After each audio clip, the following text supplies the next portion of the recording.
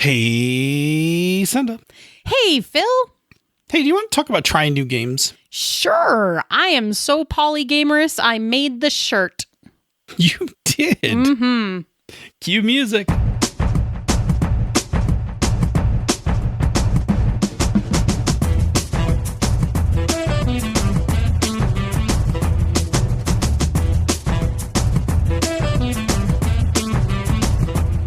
And welcome to another episode of Panda's Talking Games. I'm one of your hosts who likes playing all sorts of games, Phil. And I am your other host who plays all of the games, all of the one-shot games for sure, Senda. So tonight's topic comes to us from the forums where GM Gerrymander asked how to get players of mainstream games to play indie games. Only to be followed up minutes later by PK Sullivan, who asked how to get indie gamers to try mainstream games. Dun, dun, dun. Suddenly we have ourselves a show topic. So we are going to look at trying new games, both from the perspective of games and types of gamers. Yeah. So in general, when we are getting people to try new games, we are dealing with and managing people's expectations and their anxiety about the unknown. Right, because people don't like change. Right. I mean, that plain and simple. It's not just in like games, change. right? Like it's just in life. People don't like change. Yeah. People naturally have comfort zones for the games that they play, right? Like we tend to play games in clusters, like things that we like. We tend to, we tend to play games all around that cluster. Yeah. And so when we want somebody to go outside of their comfort zone, it's going to require a little work on our part to kind of help like bring them along with us. Yes. So the focus of our discussion tonight is about helping to set and manage those expectations, right? Because we're not going to trick people into playing games, and we're not talking about overcoming groups that are like, I'll never play anything but my first edition. Like, you're never going to win those people over. Yeah, don't. What we're talking about tonight is you have a group and they are open to trying games that are kind of outside their comfort zone, but you want to make sure that you make the best experience for them and do that by kind of managing their expectations of like what to expect with this type of game versus what they're normally used to. Does that make sense? Yep, that makes the most sense. So basically, I'm going to talk about getting mainstream gamers to try indie games. That's a thing you have done on a number of occasions. It is a thing that I do. Yes. And I'm going to talk about getting indie gamers to try traditional games because that's a thing, let's be honest, that's a thing where I think indie gamers have a bias where they think they've gone in the right direction. I think right? You're and right. They don't think literally, I was about to use the word, they don't think they can go back to playing traditional games. Right. But I'm going to say back as chronological because what typically happens is that most of us come into the hobby, and I say most of us, and certainly when you're back at my age, it was only traditional games. Yeah. But most of us come into the hobby through a traditional game because D&D is a traditional game and it's, the largest. Yep. And then they, from traditional games, springboard over to indie games. So chronologically, you would say like going back, right? But I don't, Yes. But I want to remove the connotation that that any kind of game is better than another. They're not. What they are is that some games are better fits for people than others. Yes. So it is a very personal thing, right? You may identify with a certain type of game or types of games and not with others, but that doesn't make either game more or less good. There are other ways one can critique the quality of a design of a game. That is not what we're doing tonight. Absolutely. And I do want to say one thing as a person who did springboard from traditional games to indie games and like now live there happily in my indie game palace. I think part of it is that like if you are into traditional games and you know that that is your happy place, then you just stay, right? Like you don't have to look around. Sure. And if you are into indie games, like if that ends up being your happy place, then you had to kind of take a leap. And so there is a certain amount of like, there's a certain amount on the part of indie gamers of when we I'm trying to say this in the most neutral way possible, and I may be completely failing because I do feel like it should be neutral terminology, right? But when we talk about indie gamers getting into indie games, I think we frequently talk about it as if it's an evolution from traditional games simply because it's not a starting point, and we had to go discover that that was the right kind of gaming for us. Right. So like it becomes a journey where sometimes, like, if traditional gaming is the thing that does it for you, and that's awesome and fine, it doesn't mean that you're not evolving in your game style and stuff, but it does mean that you walked immediately, you walked immediately into the room that already had all your stuff in it. And I had to walk into that room, and I was really excited by it and was really close to what I wanted, and then I had to find the secret door. Fair enough. Now, one could hope that over time, things like Fiasco and some other things can be on-ramps, but they'll always be smaller than traditional games. They just will. Yeah, you're going to get fewer people who find that first. So there is a back door now to the secret room, right? Like, you can get in there first. Okay. Anyway, good. So on that note, Wonder Twin powers activate. Yep, so we're going to need a few definitions of defining what makes a traditional game and what makes an indie game. Truthfully, this is like really hard Yes. because there's so much gray area on this. So we're not going to give precise definitions. Rather, we're going to do this with some generalities of what commonly makes up each type of these games, and then we're going to give a few examples. Immediately as I create the lists, you will all start to disagree.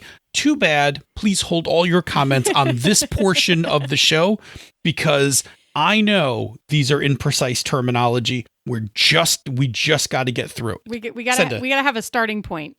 Correct. Senda, tell me about traditional games. Yeah. So when we talk about traditional games, or trad games for short, we're talking generally about games that have the following characteristics, right? So there is a GM or some kind of game runner and players. The narrative control resides very largely with that GM, right? There's not a lot almost exclusively. There's not shared narrative stuff that we talk about later. The rules tend to be more complex, more fiddly bits that you can mess with. It has more complex character mechanics, like feats and abilities, etc. refer to more complex rules. Character optimization is a specific activity that you take part in playing the game. It is a specific thing that you work towards, right?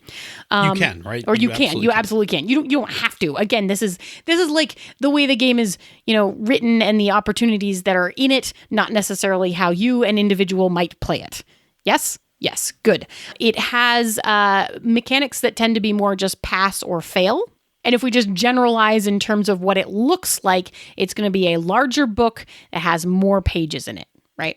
Yeah, this is going to be your 8.5 by 11 books, your 200-300 page rule books, things like that. When we talk about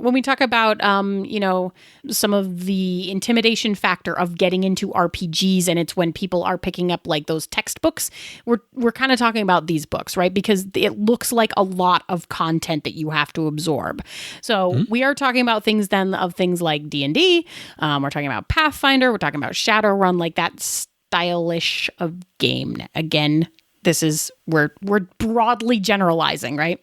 Absolutely. So Phil, tell me then, in comparison, what are we going to consider an indie game for tonight? Sure. So indie games or independent games have the following characteristics. They may also have a GM and player role, but you can also find indie games that do not have a GM, where it's a distributed role among all the players.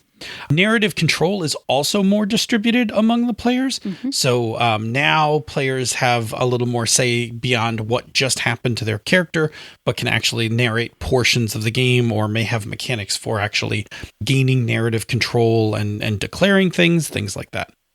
The rules tend to be less complex. Indie games tend to streamline rules. They tend to also do that in ways by abstracting things. It is not uncommon for some indie games to resolve an entire combat with a roll. Yep. Depending on the game, right? So very, very much things like that. characters tend to be less mechanically complex. There are less fiddly bits. There is less room for character optimization. Usually character options are either fairly limited or fairly simple. Yeah. The mechanics of the game are going to be more narrative. So it's going to be less about certain plus modifiers and positioning and things like that. And it's going to be more about what is happening in the story as you're approaching as you're approaching the mechanics in the role. And if we're talking about form factor, indie games seem to, since the early 2000s, from the original Dream Daddies, the Forge press books, tend to have a smaller book size. They tend to be in that 6.5 by 11 format. Mm-hmm. And they just tend to be lower page count and just smaller size books. And when we talk about some of those games, things like Dungeon World and other Powered by the Apocalypse games, Blades in the Dark and Forged in the Dark games, and then all the way out to things like Damn the Man, Save the Music, which has very few mechanics and is actually not even a very big book. We could go on all night naming games in both of these categories, but as that does not accomplish our purpose, we will move forward. So all of that being said, the key thing to remember about these definitions is that in actuality, when we discuss this, we're not talking about everything falls into either this bin or that bin. We're talking about setting up a poll on one extreme end and setting up a poll on the other extreme end. And now we have a spectrum in the middle that the games can slide along, right? So there are plenty of games that do not fall completely into one category or another, but involve elements of both. And this is definitely a spectrum, a gradient between these two, right? So absolutely. Just we know that, but we have to have a starting point to talk about. So tell me about taking traditional gamers and getting them to try some indie games. Right. And I get to talk about this both from like the perspective of getting people to do it and also from the perspective of having done it like myself, right? Mm-hmm. So when you're going to have traditional players try indie games, there's some stuff that you kind of got to work with, and it refers to that definition that you actually said a couple of minutes ago, right?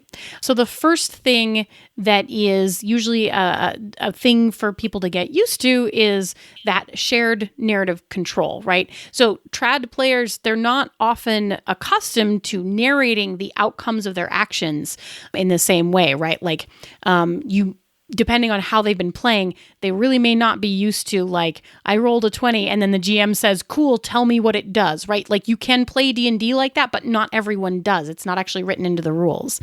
So it may be new to them that they have to come up with or improv even what some of that stuff looks like. So one of the ways you can help with that, you want to make a very welcoming environment. You want to make sure that they're not going to get ridiculed or mocked or anything for like not being good at it because they haven't practiced it yet, right? And be willing to offer suggestions, but don't stomp on them. Have the group even work together to give suggestions. It's not just about you, the GM, giving them suggestions, but like everybody in the group can work together, especially if everyone is new, like sharing that suggestion experience. And the key thing to remember with this is that those descriptive skills and those improv skills and the way that we just describe what we're visualizing in our minds or like thinking ahead to visualize that as you're rolling the dice, all of that stuff is a learned skill, right? Like that's a thing that we practice and we get better at.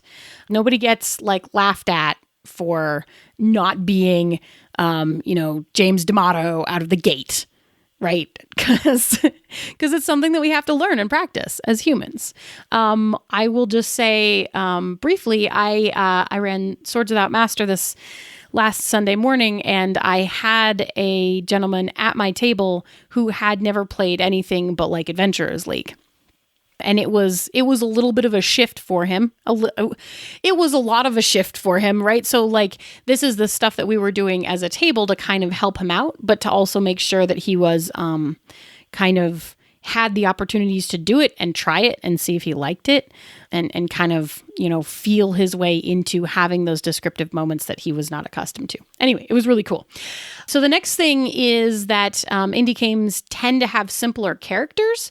And this one is very much about expectation management, right? So indie characters are going to have less fiddly bits than a more trad game character. So a player who takes joy from optimizing and picking and choosing all of the distinct facets of a character in a more complicated system is going to be like, where's all the stuff that I get to pick? Like, there's a pick list here with 5 things on it. That's it. I was expecting 50, So this is one of those times when it's about expectation management, where you're just letting people know as you go into that game, like, hey, so these characters on paper are going to be a lot more simplistic, and all of that flavor stuff that you've previously done by being really picky about your mechanics is the kind of stuff you get to involve through that narration instead of necessarily on the page. In most games, I would say, right? Cool. So then the last thing that we're going to point out for tonight is having narrative-based mechanics, which ties right back into that, customizing through narration more than by the pick list items on the page, right?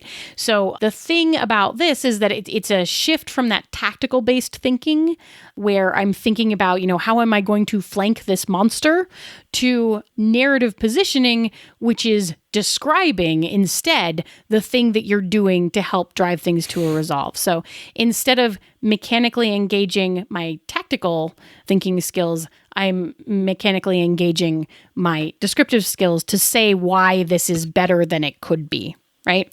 So this is, again, a time where you're working with your players to get them used to describing what happens, and before they necessarily pick up dice, because their description is going to affect the thing that they're trying to do.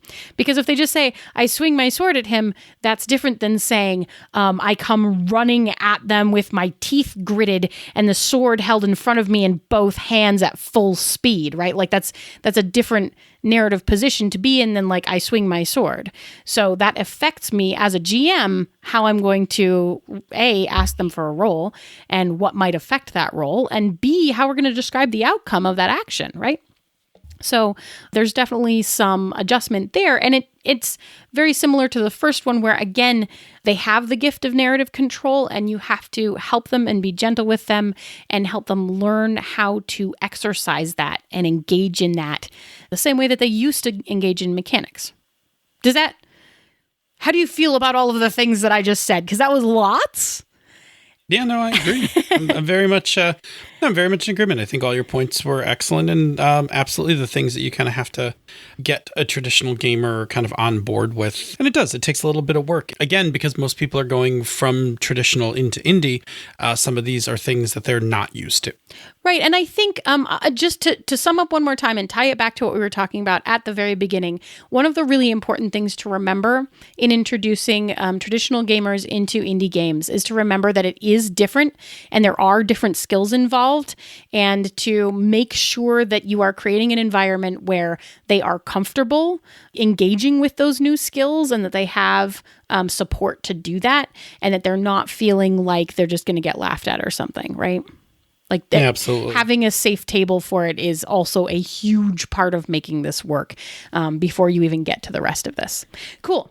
Yeah. Do you have anything else to add to that? Or do you want to tell us about getting indie gamers to try trad games? Tell me, how would you get me to try a traditional game at this point?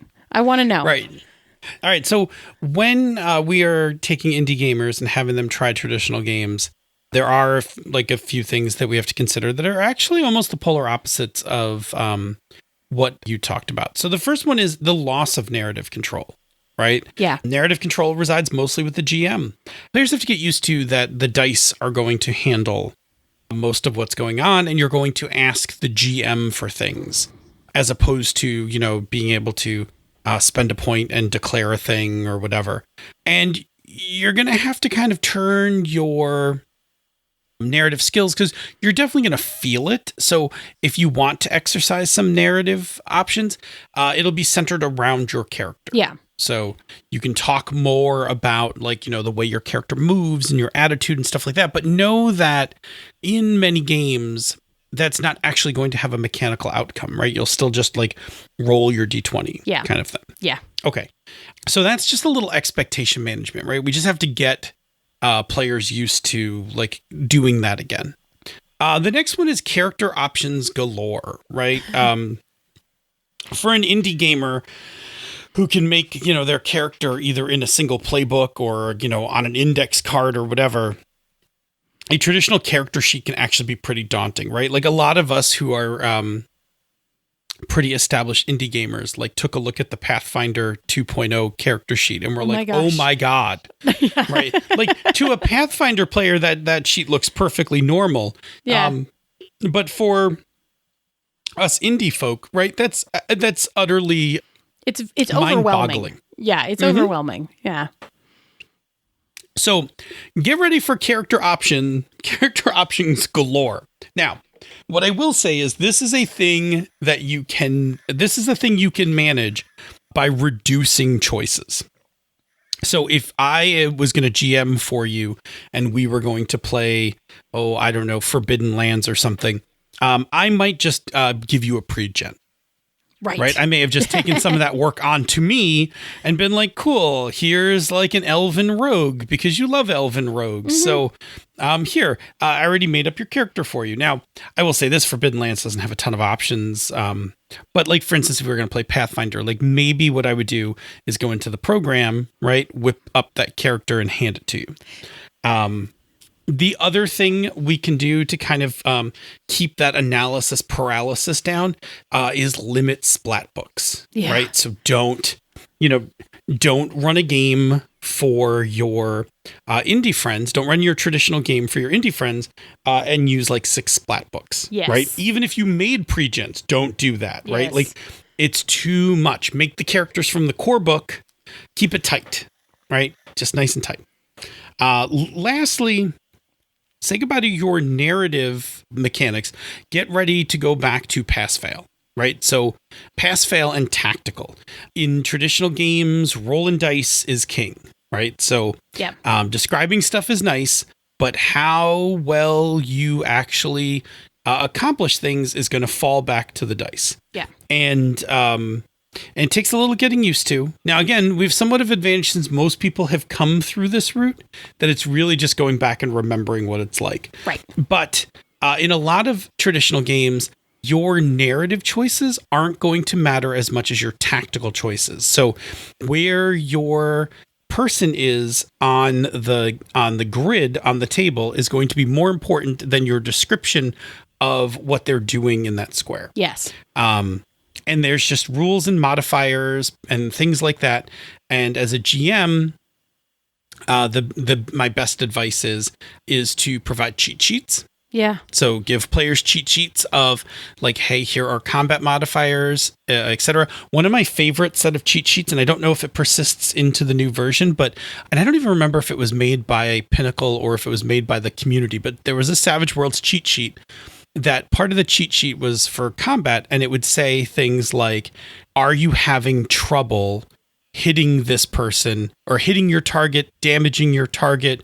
It had like a couple choices, but then it would tell you, like, if you're having trouble hitting your target, do the following things, like aim or get a height advantage. Like it would tell you like you would tell it your problem, and it would tell you the mechanical solutions to your problem. Like, oh, you're not doing enough damage, consider a wild attack, right? And then it would it would give you the rules for that. So those kinds of things are immensely helpful for indie gamers because, again, combat in indie games are often super abstract, requiring just like a handful of rolls at best. A full-on high level Pathfinder combat is going to be overwhelming for a lot of us. So having those cheat sheets that kind of help you piece, like, here's what I would do in my head as I'm thinking of the story. How do I do that in the game? Yeah, what you're doing is you're actually helping them with the system mastery, right? Which they have probably not invested the time in yet since they're just trying it. Yeah, and that's probably another good part is that system mastery is going to be a lot harder. Yeah.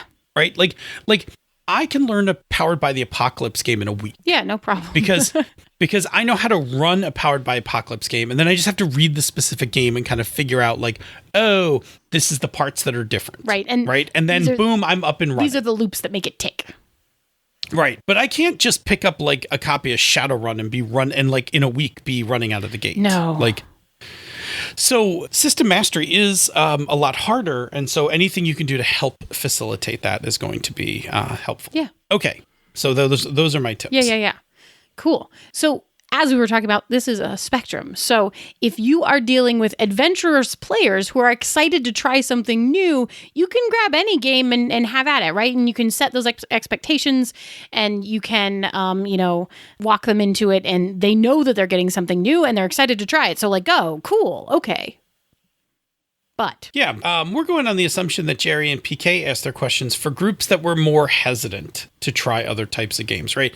Where they're a little nervous about moving out of that comfort zone. Right, which I totally get, because like I am, right? So tossing these kinds of players into either extreme, right? Like if you take a person who's only played Pathfinder and you toss them into Swords Without Master, which is what happened to me this last weekend, which is why it was an interesting experience. Or like if you take me and you toss me into the hero system, like sink or swim, like it's probably not going to be maybe the best experience, or it may not work, right? Mm-hmm. Absolutely. So what you really want is to find games that are kind of in the middle of our trad indie spectrum. Yeah, we have a few suggestions. Yeah. So my suggestion for your indie player that's going to go play a traditional game, my suggestion is go play Numenera. Yeah. Right? Numenera is actually a pretty trad style game. It's big. It's a big fat book. It's got lots of character options.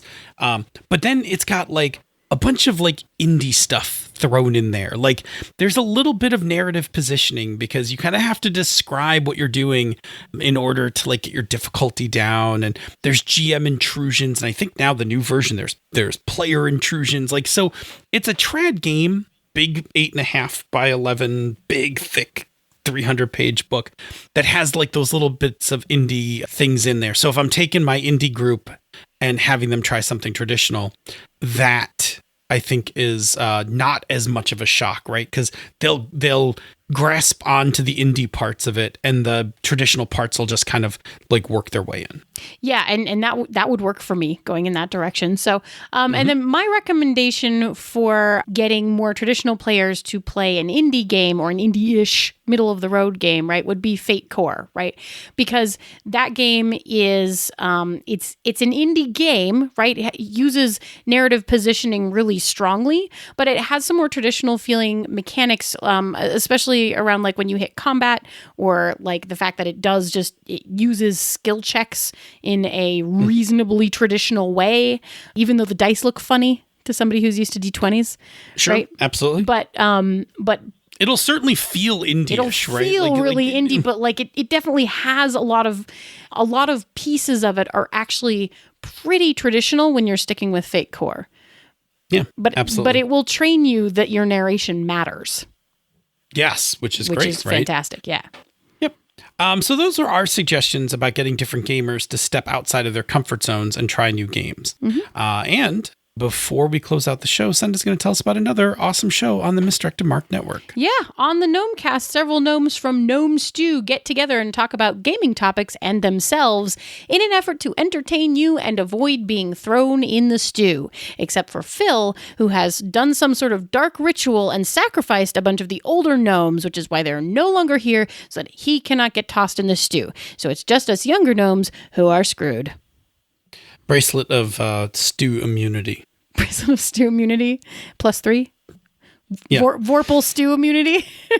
Yeah. Absolutely. Fantastic. Say, Senda, where can people reach us on the internet? Well, you can find us on Twitter at Pandas Talk Games. You can find us on Facebook at facebook.com/Pandas Talk Games. You can find us in the Misdirected Mark forums, where we are continuing to run a contest where you could win cool dice bags, handmade dice bags. Or you can send us an email, panda@misdirectedmark.com. And Phil, once they find us in one of those places, what can they do with that information? You can send us topics. We love doing the show, talking about the topics that you find to be interesting and important. It means a lot to us. We would sit around and talk about Ditch Lily trivia all day if it was left up to us. But instead, we like to talk about GMing stuff that you find interesting. So please leave us topics.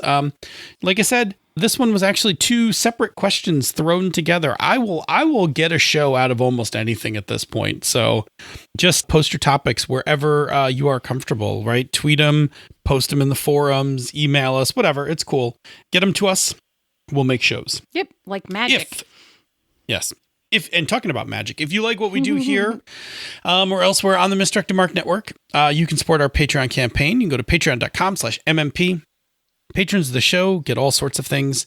They get access to our Slack room for life. They get the bonus outtakes from this show. They get the after show from Misdirected Mark. They get all sorts of weird stuff depending on what we're working on, what we're doing. You can hook up with our Minecraft server. We tend to recruit from our Slack community and patrons for playtesting for Encoded Design stuff. Occasionally, when Encoded Designs publishes something, like our backers get it first. It's true. Usually a day or two before the rest of the world. Like, we just love them to pieces. So we like to do those things. We also like to do shout outs to our backers. You want to do our 3 shout outs for tonight? Absolutely. Jared Rasher, the scribe of MMP, and also the review gnome. He's great. Thanks, Jared. J. David Chrisman. Thank you so much, J. David Chrisman. And Joseph Peralta. Thank you so much, Joseph. Indeed. There is one more thing you can do that makes us oh so happy, like pandas with way too much bamboo. It's a thing that if you are already supporting the Patreon campaign or unable to, it is totally fine. It is independent of that. And it involves the Big Apple, not New York City, but the other one, the one that's taking over the world. Senda, what is that thing that people can do? Your introductions to this part keep getting longer and longer. I don't know if you've noticed. Anyway. I know, I'm just rambling. You can leave us a rating or review on Apple Podcasts or the podcatcher of your choice. But if you leave it somewhere that is not the U.S. Apple Podcast Store, please let me know because I want to read it. And it's really hard to find them scattered across the internet and trying to load the pages that Apple Podcasts doesn't want me to see because they are not associated with my Apple ID. Anyway, we super duper love them. They give us all sorts of happy, warm, glowy panda bamboo feels. And at the same time, they help other people find the show, which is super duper great. Anyway. Super duper great. It is super duper duper great. Yes, indeed. Say, Senda, show me how you're going to get your game group to try a traditional game. Show me what you got, hey, show me what you got. Show me what you got, hey, show me what you got. Show me what you got, hey, show me what you got. Show me what you got, hey, show me what you got. Show me what you got, hey, show me. This show is a joint production of She's a Super Geek and Misdirected Mark Productions, the media arm of Encoded Designs. Show me what you got, hey, show me what you got. Show me what you got, hey, show me what you got. Show me what you got, hey, show me what you got. Show me what you got. Bloopy. Waveforms. Oh my, that waveform has a very particular look to it. Your waveform. Oh, are you doing naughty things with your waveforms? It had a very specific. I like you. It had a very specific look. That hum. You know what? I'm not going to say a word. When you get this, you put up the waveform and see what you see. I mean, I'm going to see it when I edit it, but I like that, like, the shape of your waveform basically made you blush. Uh-huh. It totally did. I thought for a second of what I could say, and then I decided I wouldn't. What'll be funnier is when you go look at it during editing. That's a special treat for you. I don't even know if I could make the sounds again that produce that shape, but probably not. It's really hard unless you can, like, actively see it. It was millisecond by millisecond. It was really loud, then quiet, then it was a bit louder, and then it got like gradually softer. Mm-hmm. So, just yeah, I started playing Dream Daddy. I know. It's adorable. I started playing Dream Daddy. And you're going on a date. I went on 2 dates. With which one? Which ones did you go on dates with? I went on a date. I went to a concert with Matt, the barista, who I think is totally hot. He's the one I'm kind of angling for. Like, that's the date I want, like, really to work out. Yeah. Matt's really cool, and he's also a bit awkward and shy. So I kind of dig Matt. That's fun. And then Craig was my old college roommate who was like this party animal, but I hadn't seen him in a while, and I ran into him on the street, and Craig's like all cleaned up and has 3 kids, and he coaches softball. And he's a single dad. And he's like super fit now and stuff like that. So I went out on a date with him. We went to his daughter's softball game where he was coaching, and then to the pizza place where the softball moms were hitting on him, which I got a little annoyed about. But then we stole away and we went to back to the softball field and threw a ball around while catching up. And I got hit in the head, and he kissed me on the head. Aww, super cute. So yeah, that was. I think that was a good date. The one with Matt, I didn't get a kiss out of. Like, well, that's not what we were going to talk about at all. No, it's and fine. We're almost 5 minutes but in. you have to you get to make your dad like what your character looks like. So like. Yeah. So okay, that's amazing. I gotta like send a picture or something because I gave him the. Yeah. I gave him the. You gotta send me a picture of your dad that you made. Yeah. He's good. I like him. He's a little awkward. He's kind of a dork. He's got an 18-year-old daughter who's on her way to college. Is he adorkable? Oh, he's pretty adorkable, I think. Anyway, that game's fun. I mean, you wind up reading a lot of text before you do anything, but. Well, it's a dating sim, so yeah, you just read a lot and then you pick a line and then you read a bunch more. Yeah, but there are like little mini games in it. Like the one with Matt, there was like a little mini game where I had to dodge people and try to get back to Matt. That's when you got lost in the crowd. Yeah, that's when I got lost. But you didn't do a super good job, so that's why you got far actually. But I eventually it caught up to me. Like the crowd rushing forward got me. But the one with Craig didn't have any mini game. We had a nice talk, and then I got hit in the head with a ball. Okay, getting really good. We're not going to talk about the other things I had listed on the pre-show things because that was awesome unto itself. We got plenty of things. Are you ready? Can't plan the pre-show. Can't. The pre-show defies planning. Can't plan the pre-show. It's Veruca Salt like. Yes. Like we, yeah. Okay, good. So anyway, meow. Meow. Meow. Bloop. Do do do. That didn't make any sense. I'm just going to keep going. Bloop. Wow. And when we start talking about getting into backdoors, it must be time to end the show. Hey, we didn't even talk about the topic yet. Bloop. You can find us in the Misdirected Mark Google Plus community. Shit. No, you can't. What? Did you just catch that I said that? Rob, Senda's trying to promote the G Plus community.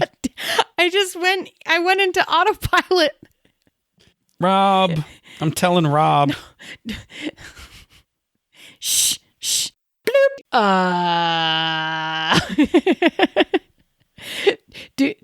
Do I have to? Show me what you got.